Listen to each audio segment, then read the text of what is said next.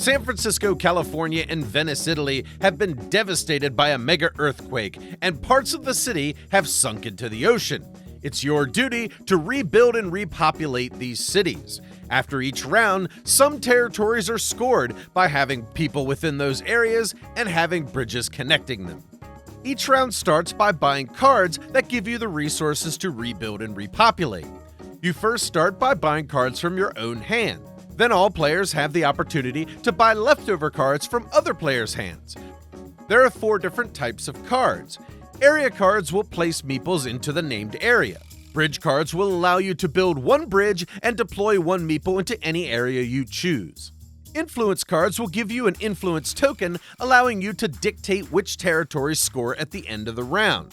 And finally, Aftershock cards will give you the choice of where the next Aftershock will occur, forcing people out of those areas, allowing you to engineer who has majorities. After all cards have been purchased, players then reveal their cards, first using the area cards to deploy people into those territories. Then you'll collect the resources from your bridge, influence, and Aftershock cards. Now it's time for players to secretly plan where their bridges will be built, people deployed, and where the Aftershocks will occur. Once complete, each player in turn reveals their plan and deploys their bridges and meeples on the board. Now the players go around the table once more, resolving any Aftershocks that may occur. Anyone with Aftershock tokens will roll a die and add any modifiers to the result, and select a number of meeples from the area who will now vacate. The owning player must now move their shocked people to other areas using the bridges that have been built. You can go to any area on the board using any number of bridges, but if you ever cross an opponent's bridge, you have to pay them $1 million. Now it's time for the scoring phase. First, behind their screens, players will place their personal influence markers and any additional influence markers they've received from cards into the areas that they would like to have scored, including an area for scoring the most bridge segments. Once revealed, any area that has 2 or more influence markers among all the players will score. Each area that scores will provide descending points to the player with the most people in that area, the second most, and so on. Then you go back to the beginning and do it all over again, leaving all your people and bridges on the board. After 2 or 3 rounds, depending on the player count, the player with the most points will be the winner and named the greatest rebuilder and repopulator that California or Italy has ever seen. When I first saw this game pop up on Kickstarter and saw Alan Moon as one of the designers, my mind immediately went to Ticket to Ride. I saw the routes they were putting down and things like that, and that's what I thought. This game is nothing like Ticket to Ride. There is very, very little in common with it. And I have to say, this game can be a very, very deep experience of a game. There are tons of variables you have to figure for. As a matter of fact, this game feels a lot like controlling chaos.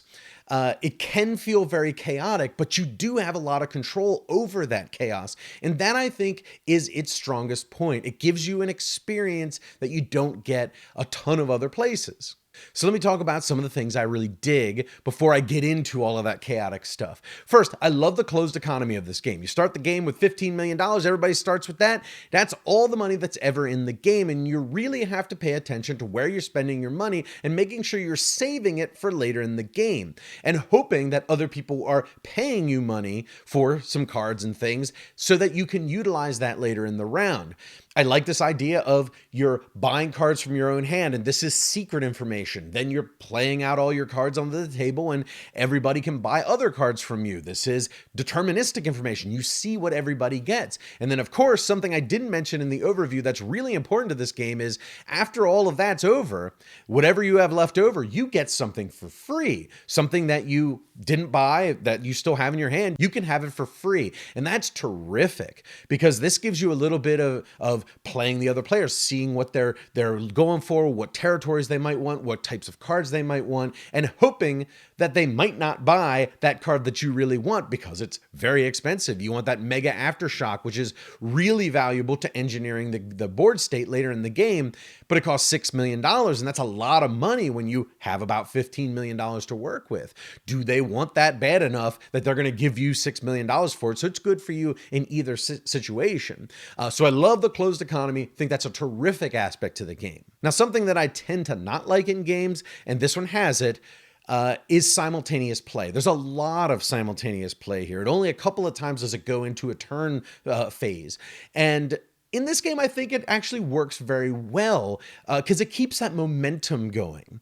But there is one byproduct to that, and it's something that's sort of an overall thought about this game is the only way this game is really going to be successful with your group is if everybody is playing at the same level. You can go into this game and play it very frivolously and just kind of do your best and play it with young people because it's not a complex game. A lot of the mechanisms of this game are very simple. So you can play it with anybody in your family.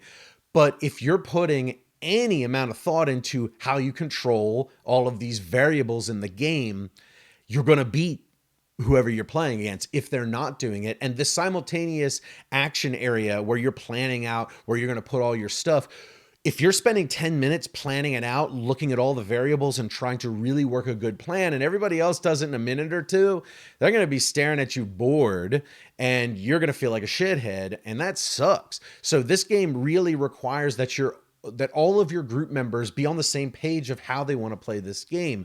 That's what's going to make it successful. Now, I'm talking about this depth that's in the game, and there is a lot of it, because like I said controlled chaos earlier. Really how this game feels is not that it's chaotic. You know everything that can happen, and you have some information about what's going to happen.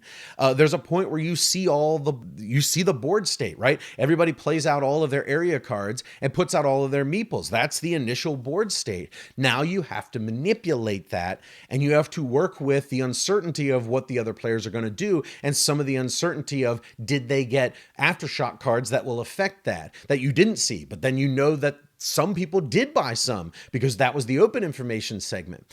So it feels like this is 3 stages of controlling the tides. There's going to be meeples flowing around the board, and you can kind of predict where they're going to go, but not 100%. So there's 3 stages of causing what's happening on the board, then manipulating what has happened on the board, and then reacting to what has happened on the board. It's a really interesting flow of information, this game. It kind of trickles the information out throughout the game and lets you react to what just happened multiple times. That's really, really cool. And when I say there's lots of variables, there are a ton of variables in this game. I mean, like I said, you have the information of the cards that you bought, but you don't know what anybody else bought. You see what everybody else bought on the board. You see the areas that they're going to be focusing. You see some of the areas that might be affected by aftershocks. Then when you get to the planning phase, after you've seen the initial board state, you have to decide where is best to place your meeples. And you always have to be thinking like first place is really great because you get lots of points. But a lot of times you'll get points for first, second, third, and fourth place.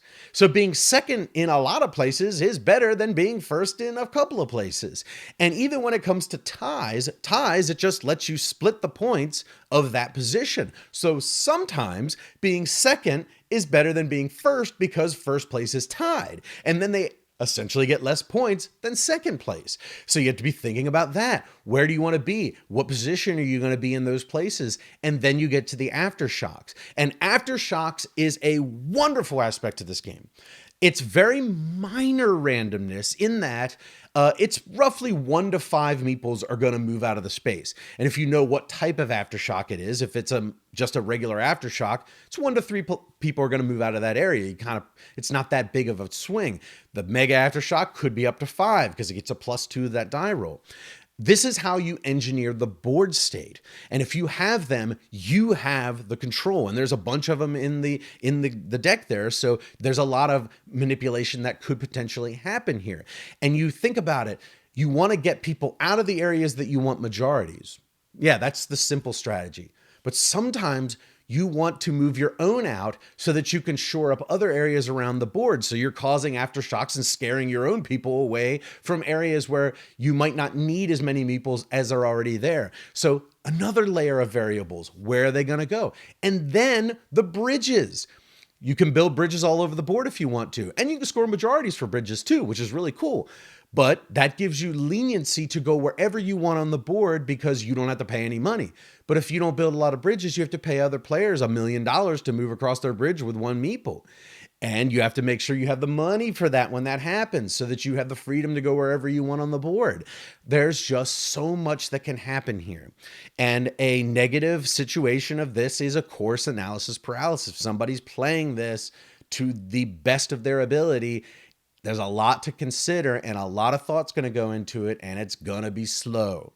And if you're playing with other people that are okay with that and doing it as well, the game's going to be very successful, like I said before. If not, some people are going to be a little bit irritated with you spending all that time thinking. Now, I will say that this game is absolutely not for everybody. Some people could be driven out of their minds by the elements of chaos and randomness that you are trying to control. The uncertainty is really going to bother a lot of people. When you get to the aftershocks and the die roll and the randomness, that's a little bit more of that chaos that's happening there. But really, like I said, it's that phased levels of chaos. You see things happen and then react to them in small chunks. So it's not that bad, but it could cause some people to go out of their minds. So it's not for everybody. For me personally, I really like this because I have not experienced, I probably have, but it's not to this level of being able to sort of shift the flows of these rivers in the direction that I want them to go, and then fighting against everybody else who's trying to do the same thing. The game seems to have its own life, and you're trying to just engineer it to the best of your ability, and I dig that. And of course, that chaos is thematic as well. This is a game about earthquakes, mega earthquakes in California and of course in Italy. And there should be chaos in a game about this. And of course, it's not very thematic that you're causing aftershocks in places, but I sort of think of that like you're predicting where they'll be and using that to your benefit in a sense. It's just basically other players are causing the randomness of where those aftershocks are going to be. And of course, it's kind of swingy too in some respects because some rounds you might not have any aftershocks in the round at all because they didn't come up in the deck or people didn't buy them. Some round, every single card might be in there and there's just crazy people running all over the place. There is really a variability to the amount of randomness and uncertainty that can happen in a round, and that might also cause people to not be really into it. And I didn't mention it before, but there's a negotiation phase for the scoring of the rounds. Not every territory is going to score. You have to influence them to score, and you have to work with other players and decide who's going to work with you to make a certain area score, because them getting second place in this area is great for them if you're getting first place, so you can work with them on that. And I love negotiation in games, and I think this really seamlessly works that into the game well. So all in all, I really like this game. Personally, I find it a blast, and I find the strategies of it, the reactionary tactics of it to be very, very fulfilling when I push that river of meeples in the direction that I want them to go. I like it. Not for everybody. It's going to drive some people out of their minds. So you gotta have to gauge if your group's gonna like this game or not. But for me, it's a winner. Thanks so much, everybody. If you've enjoyed this video, please do us a giant favor by subscribing to the channel and clicking that wacky bell icon. If you're into board games, miniatures games, role-playing games, we have a bunch of audio podcasts you might enjoy. You can find those at thesecretcabal.com or on iTunes and Stitcher.